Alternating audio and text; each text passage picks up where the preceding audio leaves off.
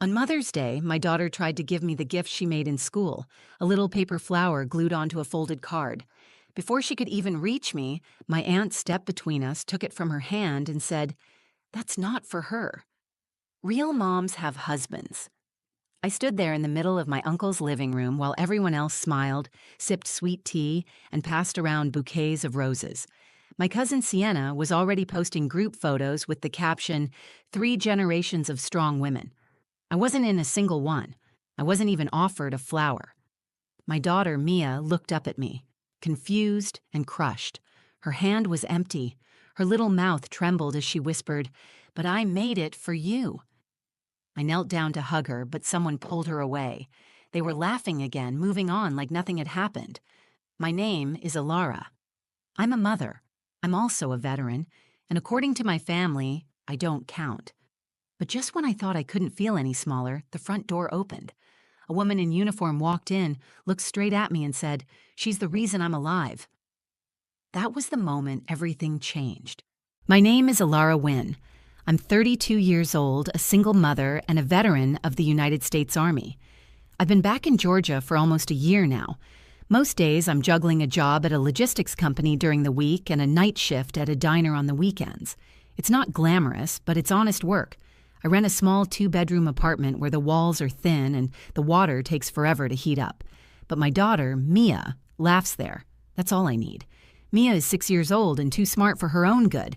She talks with her hands and asks questions about everything. She has this wide, earnest smile that makes strangers in grocery store lines stop and talk to her. She likes pancakes with strawberries on top and carries a purple backpack covered in dinosaur stickers.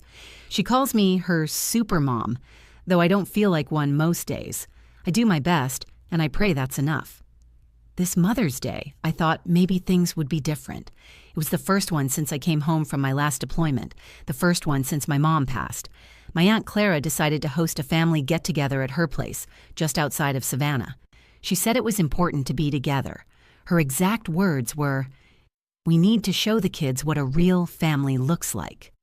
The day was bright, the kind that makes you believe summer's already arrived.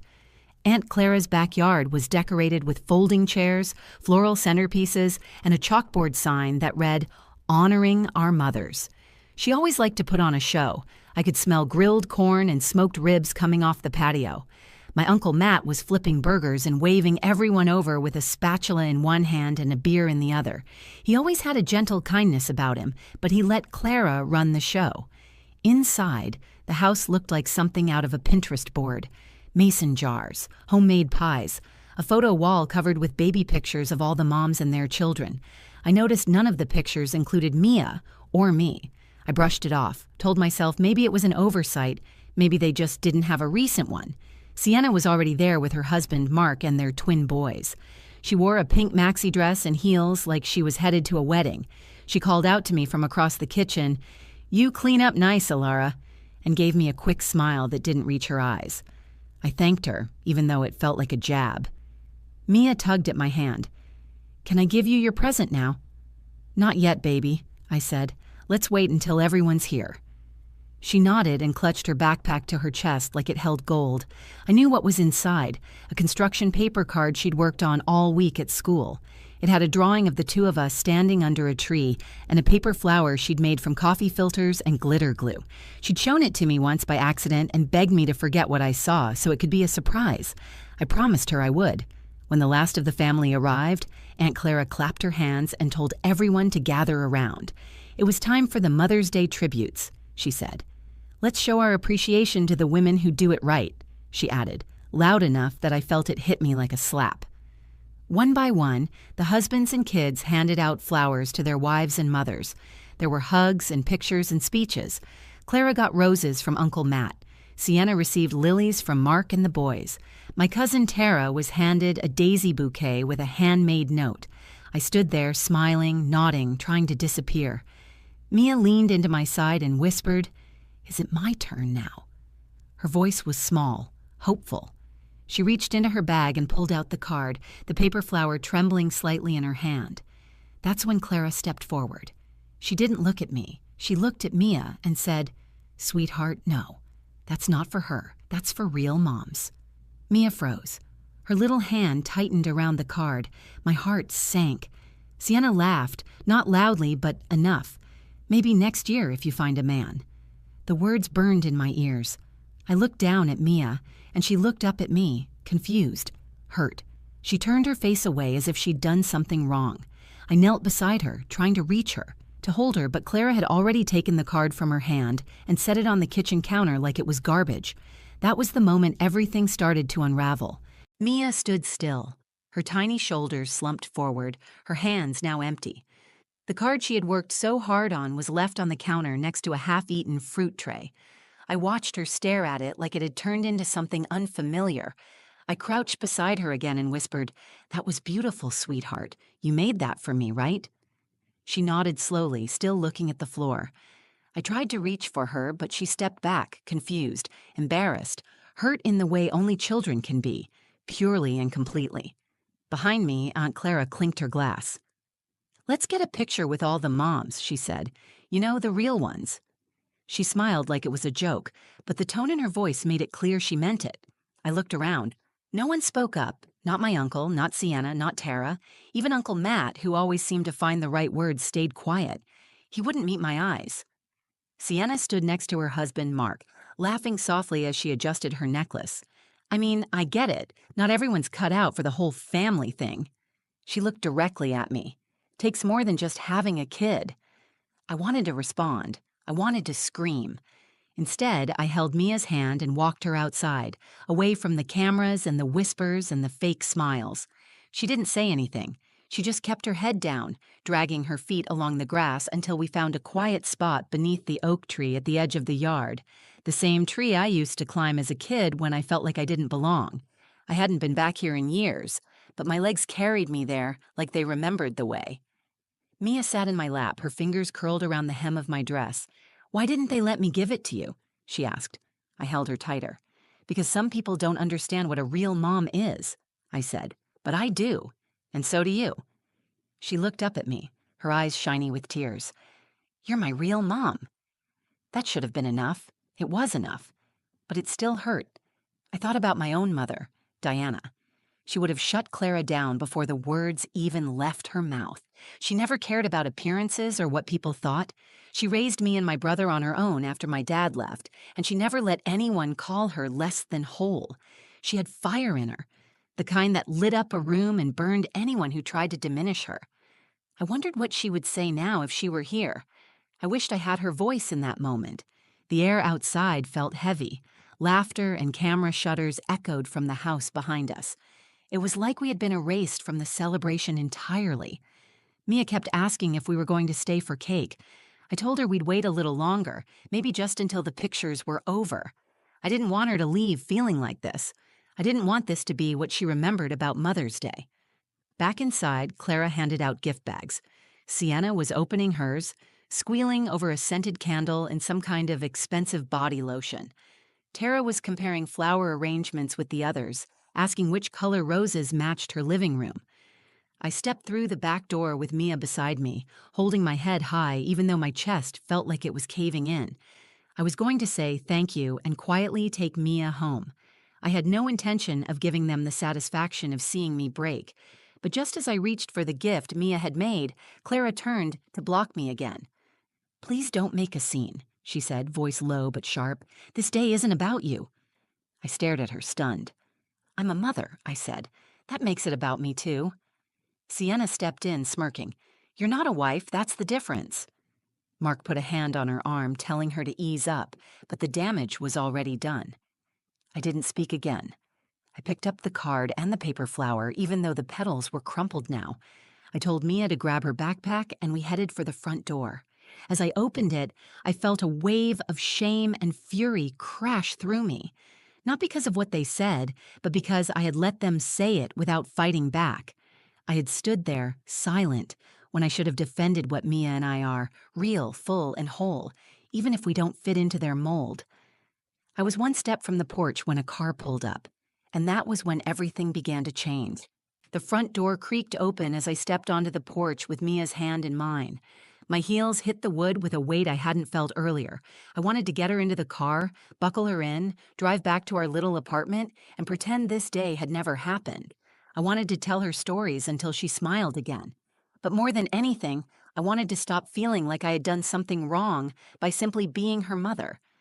I took a deep breath and looked out across the driveway. That's when a dark blue sedan pulled up.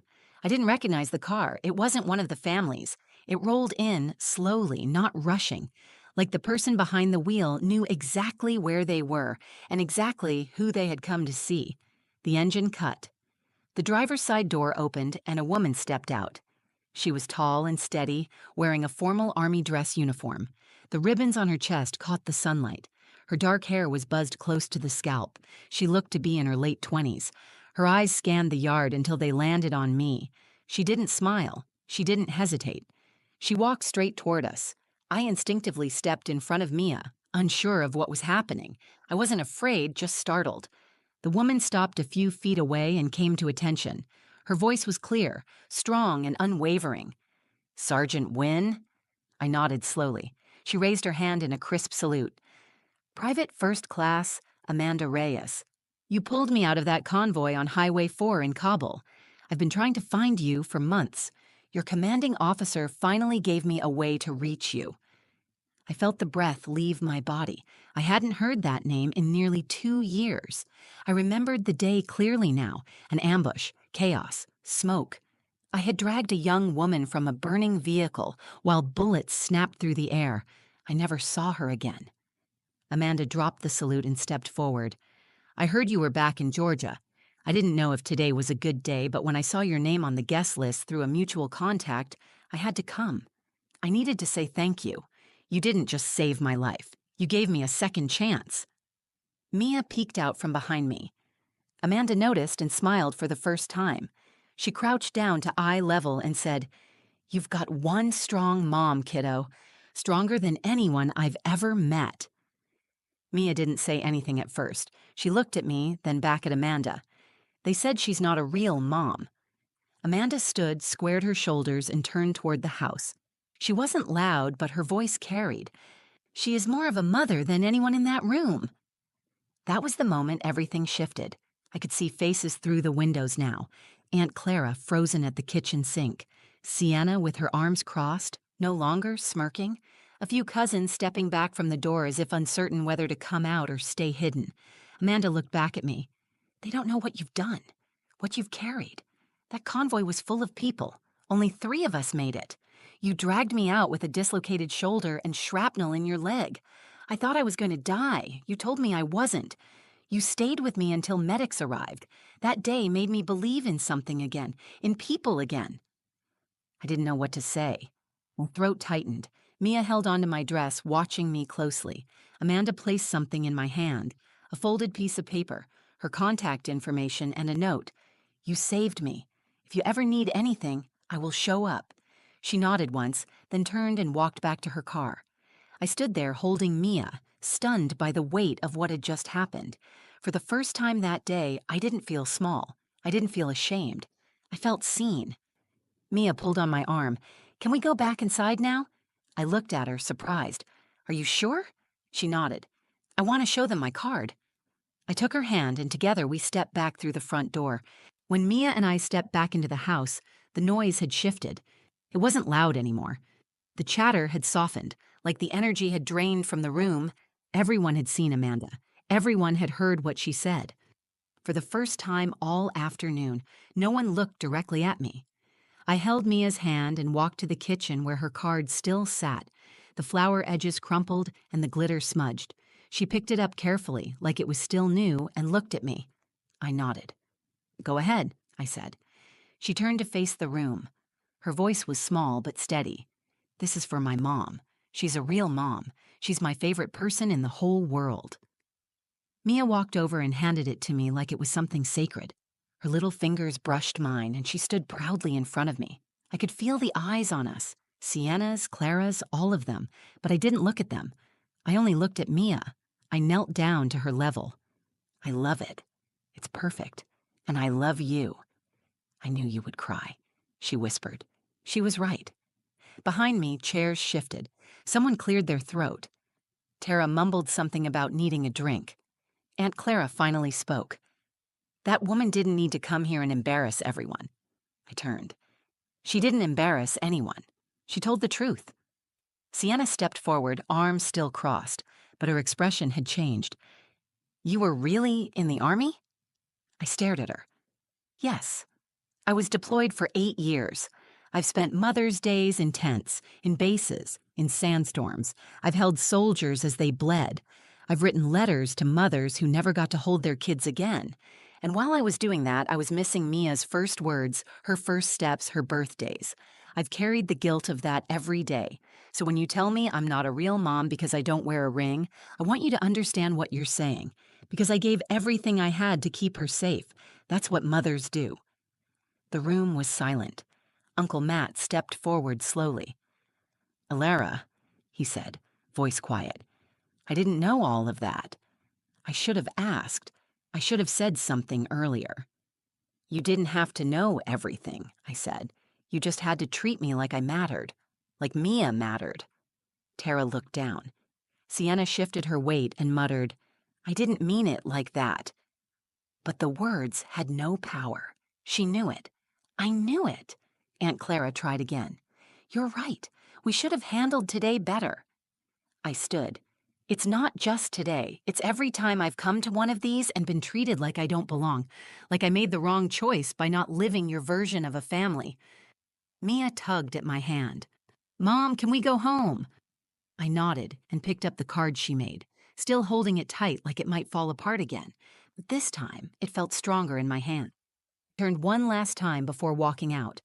I don't need flowers from people who don't see me. I just need my daughter. She's the only one who matters. We walked out the same front door we had almost left through before Amanda arrived, but something had changed. This time, I wasn't walking away in shame. I was walking away with my head up, with Mia at my side, with the truth spoken out loud and not buried under politeness or silence. When we got into the car, Mia asked if we could stop for ice cream. I said yes, of course we could. We rolled the windows down and I let her pick the music. She chose something cheerful and off-key, something that made her laugh so hard her whole face lit up. At a red light, I looked over at her. She was staring at the paper flower, holding it in her lap like a trophy. Did you have a good Mother's Day? She asked. I smiled. I did. It turned out better than I expected. Because in that moment, I realized something important. I didn't need my family to validate who I was. I didn't need their approval or their traditions or their limited definitions. All I needed was one child who knew exactly who her mother was. And I had her. We got home just before sunset. The light coming through the blinds painted long stripes across the living room floor. Mia kicked off her shoes and headed straight for her crayons, humming to herself like the weight of the day had already rolled off her shoulders. She was already moving forward. That's one of the things I admire most about her. She doesn't carry bitterness. She doesn't hold on to shame that isn't hers. I sat on the couch, card still in my hand. I read it again, even though I already knew every word. She'd written in crooked, careful letters, "You are my real mom. You are my brave mom. You are my favorite." There was glitter in the folds. Some of it had rubbed onto my dress and I didn't brush it off. I thought about what Amanda said, about how I gave her a second chance. I had never seen it that way. I never saw myself as heroic or remarkable. Most of the time, I was just trying to survive, trying to be present, trying to prove, even to myself, that I could do this alone. But today, someone reminded me that I had already done more than enough. Someone who didn't owe me anything showed up and spoke the truth when no one else would. That meant more than any bouquet ever could. I didn't hear from Clara or Sienna for a while after that day. Eventually, I got a group text from Tara with a half-hearted apology from the family, something about emotions running high and misunderstandings. I didn't respond. Not out of anger, but because I didn't need to explain myself anymore. I had already spoken my truth. What they did with it was their choice. Mia brought her drawing over and climbed into my lap. She had drawn us again, this time in front of our apartment building, holding hands under a rainbow. She had added Amanda, too, standing nearby with her uniform and a big smile. "Do you think she'll come back one day?" she asked. "Maybe," I said. But what she said today, that's going to stay with me forever. I tucked the card she made into the back of my journal. It wasn't just a paper flower anymore. It was a reminder that I didn't need a ceremony to be valid. I didn't need applause or staged photos or approval from people who never tried to understand me. I needed one voice, one moment of truth, and the quiet certainty of my daughter's love. That night, Mia fell asleep in my bed, curled up next to me with her arms wrapped around my arm like she was afraid I might leave. I stayed still, listening to her breathing, feeling the slow, steady rhythm of a life I was building one small moment at a time.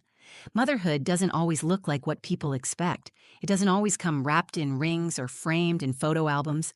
Sometimes it shows up in night shifts, in letters you never send, in bruises you hide, in the way you teach your child to speak with kindness when the world is anything but kind.